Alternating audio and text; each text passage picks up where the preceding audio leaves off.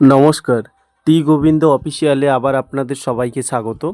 আজকে জানব top 10 longest river in the India.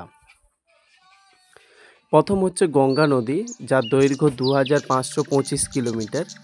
Ganga ভারতের দীর্ঘতম নদী এবং ভারতের বৃহত্তম নদী, যার মোট দূরত্ব 2525 কিলোমিটার।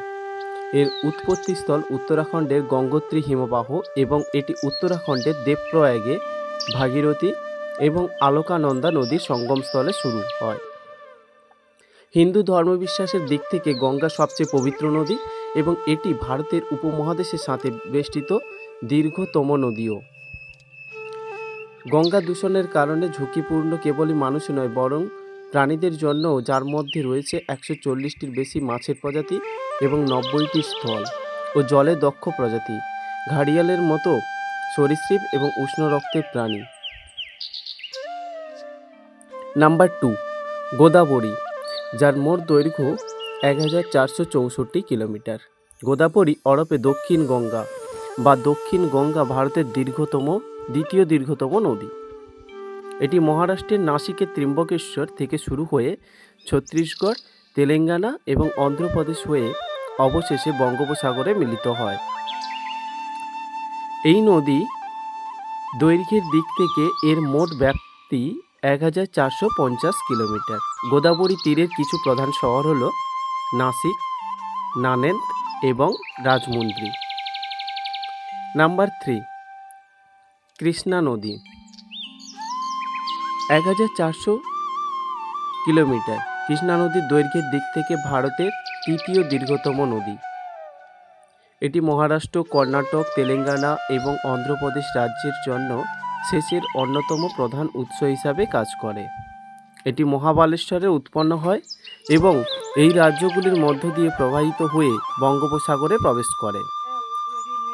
কৃষ্ণার প্রধান উপনদীগুলি হল ভীমা, পঞ্চগঙ্গা, দুধগঙ্গা, ঘটপ্রভা এবং তুঙ্গভদ্রা এবং এর তীরবর্তী প্রধান শহরগুলি হল সাংলি এবং বিজয়ওয়াড়া। নাম্বার 4, যমুনা নদী, যার মোট দৈর্ঘ্য 1376 কিলোমিটার। যমুনা নদী, যাকে যমুনাও বলা হয়, উত্তরাখণ্ডের উত্তরকশি জেলার বান্দেরকুঞ্জ চূড়ায় যমুনা নদী হিমবাহ থেকে উৎপন্ন হয়েছে।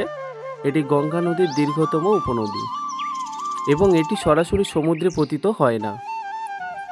হিন্ডন, সারদা, গিরি, ঋষিগঙ্গা, হনুমানগঙ্গা এবং সারুস চম্বল হলো এই যমুনার প্রধান উপনদীগুলো। নাম্বার 5, নর্মদা নদী, 1312 কিলোমিটার এর দৈর্ঘ্য। নর্মদা নদী, যাকে রেওয়াও বলা হয়, পূর্বে নের রুদ্র নামে পরিচিত ছিল। এটি অমরকণ্টক থেকে উৎপন্ন। এটি মধ্যপ্রদেশ এবং গুজরাটের জীবন রেখা নামেও পরিচিত। পূর্ব দিকে প্রবাহিত দেশের সমস্ত নদীর বিপরীতে এটি পশ্চিম দিকে প্রবাহিত হয়। সিন্ধু নদী, নাম্বার 6, 3180 কিলোমিটার। সিন্ধুর তীরে অবস্থিত প্রধান শহরগুলি হল লেহ এবং স্কারদু। সিন্ধু নদীর দৈর্ঘ্য 3180 কিলোমিটার হলেও ভারতের মধ্যে এর দূরত্ব মাত্র 1114 কিলোমিটার। এটি মানস সরোবর হ্রদ থেকে উৎপন্ন হয় এবং তারপর লাদাখ এবং গিলগড় এবং বালতিস্তান অতিক্রম করে। নাম্বার 7, ব্রহ্মপুত্র নদী, 2900 কিলোমিটার এর দৈর্ঘ্য হলেও কিন্তু ভারতের ব্রহ্মপুত্র দৈর্ঘ্যের মাত্র 916 কিলোমিটার। ব্রহ্মপুত্র হলো দ্বিতীয় নদী, যা চীনের তিব্বতের মানস সরোবর হ্রদের কাছে আংশি হিমবাহ থেকে উৎপন্ন হয়েছে। কাজিরাঙ্গা জাতীয় উদ্যান ব্রহ্মপুত্রের তীরে অবস্থিত। এরপর এটি আসামের মধ্য দিয়ে অতিক্রম করে অবশেষে বাংলাদেশে প্রবেশ করে। মাজুলি হলো। Number 8, Mahanadi, 890 kilometre. মহানদীর উৎপত্তিস্থল ছত্তিশগড়ের রায়পুর জেলায়। মহানদী এক ভয়াবহ তার বন্যার জন্য বহু লিখিত মানুষের কুখ্যাত হয়েছিল, তাই এটিকে উড়িষ্যার দুর্দশাও বলা হয়। যাই হোক, হীরাকুদ বাঁধের মতো এটাও খুবই দুর্দশাজনক। নাম্বার 9, কাবেরী নদী, 800 কিলোমিটার দৈর্ঘ্য, যাকে কাবেরীও বলা হয়। দক্ষিণ ভারতের এটা পবিত্র নদী। কর্ণাটকের পশ্চিমঘাট পর্বতের ব্রহ্মগিরি পাহাড় থেকে উৎপন্ন হয়। কর্ণাটক এবং তামিলনাড়ু রাজ্যের মধ্য দিয়ে দক্ষিণ পূর্ব দিকে এটি প্রবাহিত হয়। এটি দক্ষিণ ভারতের বাগান নামেও পরিচিত।